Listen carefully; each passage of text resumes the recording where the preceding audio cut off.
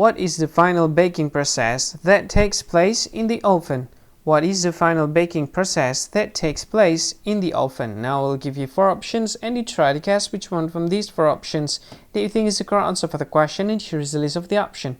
The first option is calcification, second option is caramelization, the third option is coagulation, and the last option is gelatinization. So from these 4 options, what do you think? Which one is the correct answer for the question? And now, let me give you the correct answer for the question. And the correct answer for the question is caramelization. So that's the answer for the question, caramelization.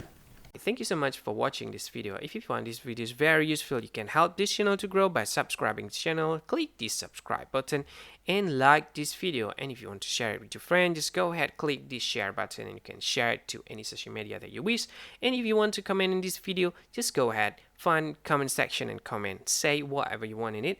I think that's all of it. Thank you so much for watching this video and see you again in another video. Bye bye.